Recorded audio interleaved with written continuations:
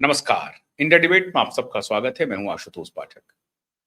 तमिलनाडु और पंजाब एक जैसा स्टेट नहीं है। एक तो दोनों स्टेट की तासीर अलग है और तमिलनाडु में के जो नेता हैं और पंजाब के जो नेता हैं, दोनों के मिजाज भी अलग-अलग हैं। हालांकि भाषाई आधार पर अगर आप देखें तो दोनों स्टेट अपने-अपने स्टेट के लिए जीता और मरता है। पंजाबी भाषा बहुत मजबूत है और तमिलनाडु की तमिल मजबूत है। मैं ये रेफरेंस आपको इसलिए दे रहा हूँ कि महज 2 दिन पहले 2-3 दिन पहले तमिलनाडु से एक करिश्माई नेता भारतीय जनता पार्टी का साथ छोड़ के चले गए। 5 दिन तक वो दिल्ली प्रवास में रहे। वो भारतीय जनता पार्टी के केंद्रीय नेतृत्व से मिले, बीजेपी के राष्ट्रीय अध्यक्ष नवनियुक्त नितिन नवीन से मिले, बीएल संतोष से मिले, संगठन महामंत्री हैं, संगठन मंत्री हैं, उनसे मिले और अंत में वो केंद्रीय गृह मंत्री अमित शाह से मिले और प्रधानमंत्री से बिना मुलाकात किए हुए वो वापस चले गए। जाहिर है प्रधानमंत्री से जो उनकी बातचीत होती वो शायद गृह मंत्री के स्तर पर ही हो गई और गृह मंत्री से ही एक प्रकार से कम्युनिकेशन मिल गया कि आप जो रास्ता चाहते हैं उस रास्ते पर बढ़िए, कोई दिक्कत नहीं है। उनको मनाने की पूरी कोशिश हुई होगी, जरूर हुई होगी, लेकिन कोई विशेष रणनीति बनी, इस बारे में मैं विस्तार से आपको बता चुका हूं कि कुछ न कुछ विशेष रणनीति बनी है, ये यूं ही नहीं हुआ है। भारतीय जनता पार्टी इतनी अपरिपक्व इनके केंद्रीय नेतृत्व नहीं है कि जहां जिस स्टेट में कोई चेहरा उनके पास अपना नहीं है, मतलब अन्नामलाई उस रूप में राजनीति में जब आए तो सीधे बीजेपी में आए, तो वो बीजेपी के ही हैं। ऐसा नहीं है कि कहीं दूसरी जगह से आए। अभी जो भारतीय जनता पार्टी के प्रदेश अध्यक्ष हैं तमिलनाडु में, एन नागेंद्रन, वो एआईएडीएमके से टूट कर आए हैं। पहले वो एआईएडीएमके में थे और दो मुख्यमंत्री के कार्यकाल में वो कैबिनेट मिनिस्टर रहे थे। उनके ऊपर बड़े भारी करप्शन के चार्जेज हैं। वो टूट करके आए तो वो अध्यक्ष बने। बंगाल में शुभेंदु अधिकारी टीएमसी से आए, वो अध्यक्ष बने, फिर नेता बने और फिर अपोजिशन के एक प्रकार से प्रखर नेता बने, आजकल मुख्यमंत्री हैं। हेमंता बिश्व शर्मा टूट करके आए कांग्रेस में, पहले नेता बने और आज मुख्यमंत्री हैं। तो इस तरह से अन्नामलाई के साथ वो बात नहीं थी। अन्नामलाई सार्वजनिक जीवन में जब आए, अपनी नौकरी से, सरकारी नौकरी से जब इस्तीफा दिया पुलिस सर्विस से, तो वो सीधे भारतीय जनता पार्टी में आए। तो आप ये कह सकते हैं कि वो अपने आप को एडुकेट किया पॉलिटिकली भारतीय जनता पार्टी में और ग्रेजुएट किया, एडुकेट भी किया और ग्रेजुएट भी किया भारतीय जनता पार्टी में। तो वो बीजेपी के अपने हैं, बीजेपी के पहले हैं, बाद में किसी और के, और किसी और पार्टी में गए नहीं है वो। अन्नामलाई कोई कांग्रेस में चले गए हो ऐसा नहीं हुआ, या टीबीके के साथ चले गए हो ऐसा नहीं हुआ। अन्नामलाई ने खुद अपना रास्ता चुनने का मन बनाया है, अलग रास्ता चुनने का मन बनाया, इन सब से अलग। अब वो कामयाब होता है नहीं होता है, उसी के पीछे तो खेल है। यही तो खेल है, यही तो केंद्रीय नेतृत्व के साथ मुलाकात के बाद ये तय हुई है। कोई ऐसी विध्वंसक बात मीडिया में आकर के अन्नामलाई ने नहीं कही।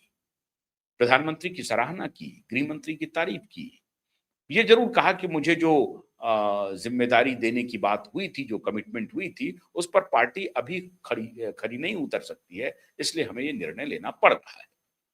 लेकिन पार्टी से कोई ऐसा मतभेद उन्होंने सार्वजनिक रूप से नहीं दिखाया। गुस्सा, नाराजगी, फ्रस्ट्रेशन, ऐसा कुछ भी कोई बयान नहीं दिया अन्नामलाई ने। और ठीक है, आप और हम तमिल भाषा नहीं समझते हैं, लेकिन तमिल का जो ट्रांसलेशन आ रहा था उसका साफ साफ यही मतलब था कि वो प्रधानमंत्री के नेतृत्व में उनका भरोसा है और प्रधानमंत्री के लिए हाईएस्ट रिगार्ड है। ये शब्द उन्होंने प्रयोग किया कि प्रधानमंत्री मोदी के प्रति उनके मन में हाईएस्ट रिगार्ड है। तो वो उनके थे, बीजेपी के थे। अब वो बीजेपी के नहीं हैं, पूरी तरह से मैं नहीं कह सकता हूं। मैंने इस बारे में डिटेल आपको बताया है। वो बीजेपी के ही हैं, यही मोटा मोटी समझिए। वो अलग राह बना रहे हैं, आगे क्या होगा वो बीजेपी के साथ आएंगे क्योंकि वो बीजेपी के हैं। पहली बात तो यही समझ लीजिए आप। मैंने जो उदाहरण दिया कि बाकी जो लोग आए वो बाहर से आए, वो बाहर से आए जरूर, लेकिन सार्वजनिक जीवन में, राजनीतिक करियर में वो सबसे पहले भाजपा में आए। इस प्रकार से वो बीजेपी के हैं। दूसरी तरफ पंजाब का मैं जिक्र क्यों कर रहा हूं? कल मुलाकात हुई है पंजाब के पूर्व मुख्यमंत्री और कांग्रेस के कभी कद्दावर नेता रहे, 60 दशक का अनुभव है पंजाब की राजनीति का, कैप्टन अमरिंदर सिंह। कैप्टन अमरिंदर सिंह की मुलाकात हुई कल दो लोगों से। जेपी नड्डा से मुलाकात हुई, स्वास्थ्य मंत्री से, और गृह मंत्री अमित शाह से मुलाकात हुई। पहले उन्होंने गृह मंत्री अमित शाह का पोस्ट किया, फिर बाद में नड्डा का भी उन्होंने एक्स पे पोस्ट किया कि दोनों नेताओं से हमारी मुलाकात हुई और पंजाब के रेफरेंस में हमारी मुलाकात हुई। इस मुलाकात के मायने पॉलिटिकली बहुत गंभीर लगाए जा रहे हैं। कहां से बात निकली, इसकी गंभीरता कहां से आई?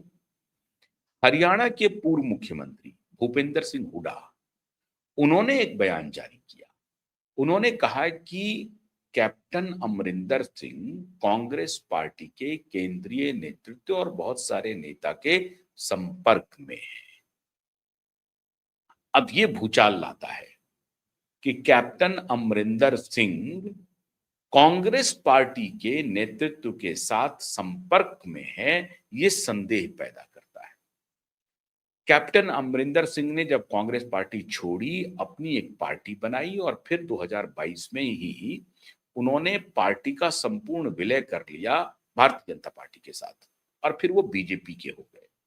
लेकिन 2022 से लेकर के 2026 आ गया, अब 27 में चुनाव है। अब तक कैप्टन अमरिंदर सिंह को इस तरह से लोगों ने सार्वजनिक जीवन में एक्टिव होते हुए नहीं देखा। एक तो उनकी उम्र 84 साल की हो गई है। अब आप सोचिए कि 24 वर्ष की उम्र से वो पंजाब की राजनीति में एक्टिव हैं। 60 दशक हो गए उनको पंजाब की राजनीति में। लेकिन पिछले 4 साल से भारतीय जनता पार्टी के हिस्सा में होने के बाद, हिस्सा मतलब भारतीय जनता पार्टी में होने के बाद भी कैप्टन अमरिंदर सिंह को किसी ने सार्वजनिक रूप में उस तरह से बीजेपी के किसी फंक्शन में या कहीं पर देखा नहीं। सबको लगने लगा कि कैप्टन अमरिंदर सिंह हाशिए पर चले गए।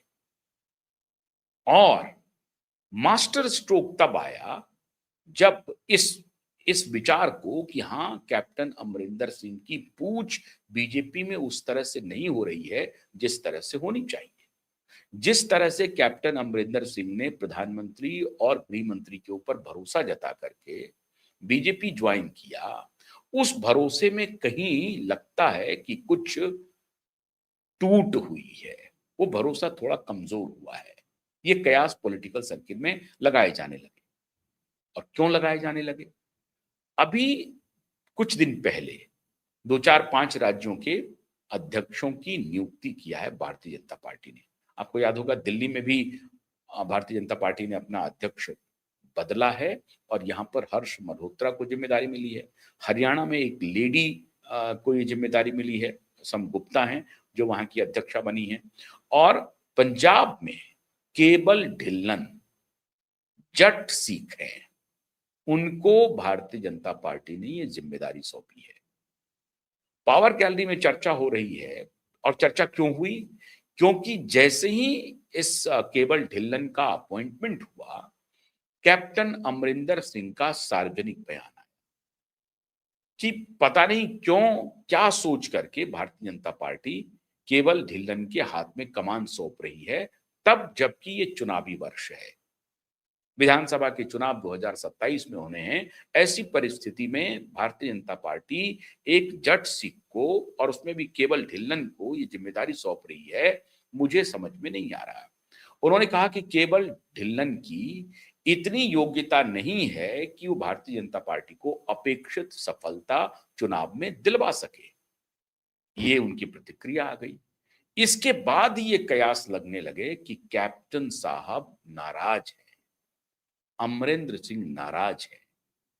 ये वही कैप्टन साहब है जिसको लेकर के कांग्रेस पार्टी में नवजोत सिंह सिद्धू बनाम कैप्टन अमरिंदर सिंह के बीच में लड़ाई हुई और उस बीच में कोई रोटी लेके भाग गया, वो तो चन्नी चन्नी बन गए मुख्यमंत्री, क्योंकि कैप्टन अमरिंदर सिंह को हटा करके नवजोत सिंह सिद्धू मुख्यमंत्री बनना चाहते थे।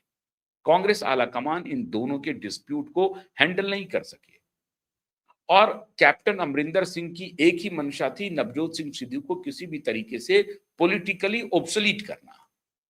और नवजोत सिंह सिद्धू की भी एक ही इच्छा थी कि कैप्टन के शासन में करप्शन पीक पर है और जब तक कैप्टन नहीं हटेंगे पंजाब का भला नहीं हो सकता है।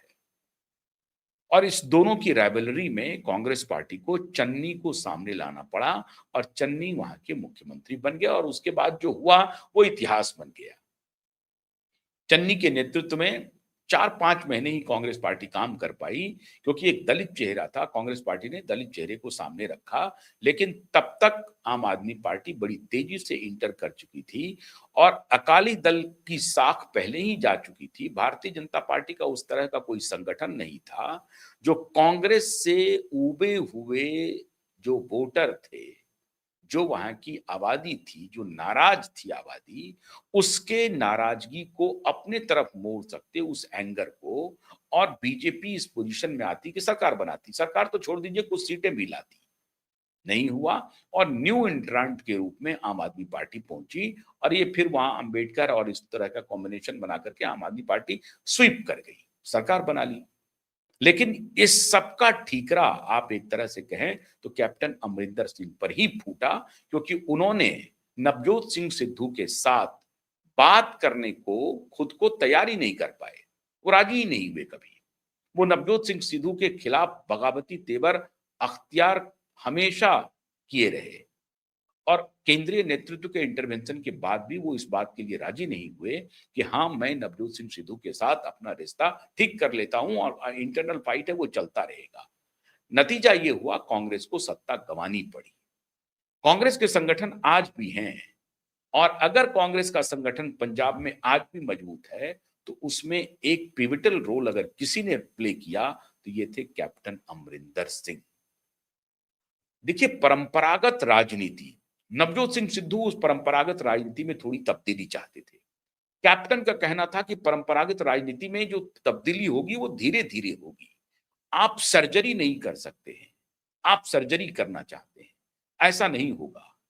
सर्जरी अगर करना है तो कोई नई पार्टी अगर आएगी, कोई नई विचारधारा आएगी, कोई नया चेहरा आएगा, वो तो कर सकता है, लेकिन कांग्रेस पार्टी नहीं कर सकती है। कांग्रेस पार्टी के जो स्टेक होल्डर्स हैं उसमें आपको कॉम्बिनेशन बिठा करके आगे बढ़ना पड़ेगा। ऐसा नहीं हो सकता है कि सारे संगठन को एक ही रात में डिसॉल्व कर दें, सारे लोगों को एक ही रात में निकाल दें, सबको कह दें कि करप्ट है, भ्रष्ट है, ये नहीं चल सकता है। ऐसा नहीं हो सकता है। जातीय समीकरण को हम देखना बंद कर दें, जो सांप्रदायिक इक्वेशन है उसको देखना बंद कर दें, पंजाब एक सेंसिटिव स्टेट है उसको देखना बंद कर दें। ऐसा नहीं हो सकता है। नवजोत सिंह सिद्धू एक नया चेहरा, नई राजनीति कांग्रेस के अंदर लाना चाहते थे।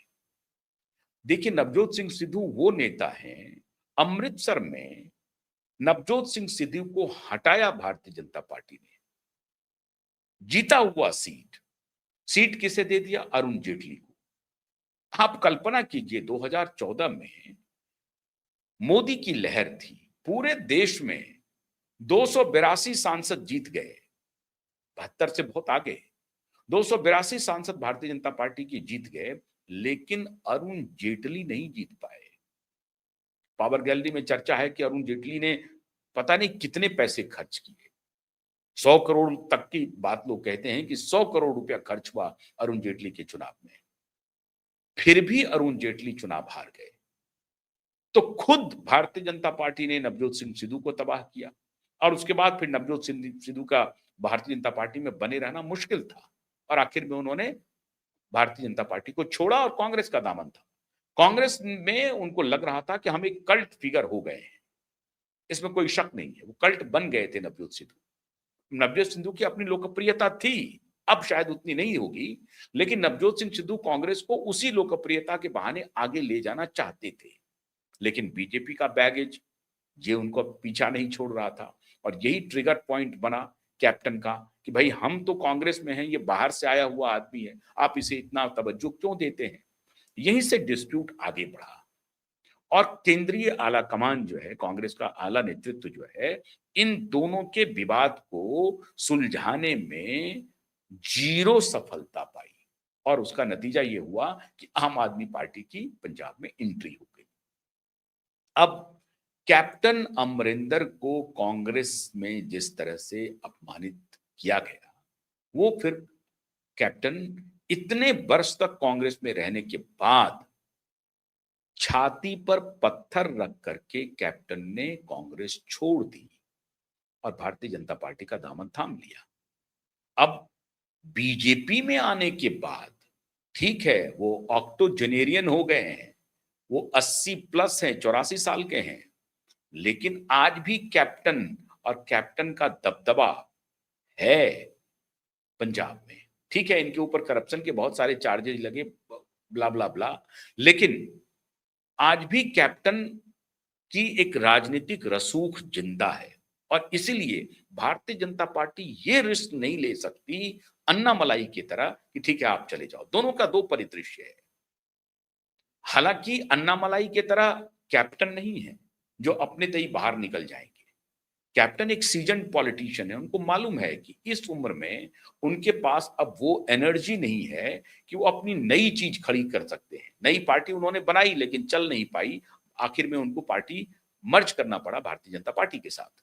तो उनको इस बात का इल्म है कि हमें अगर निकलना है तो अन्ना मलाई की तरह हम नहीं निकल सकते हैं, हमें कोई ना कोई रास्ता निकालना पड़ेगा, कोई ठिया ढूंढना पड़ेगा, कोई दरवाजा ढूंढना पड़ेगा। और वो दरवाजा क्या कांग्रेस पार्टी हो सकती है। भूपेंद्र सिंह हुड्डा तो यही कह रहे हैं कि कांग्रेस के साथ उनकी बातचीत हो रही है।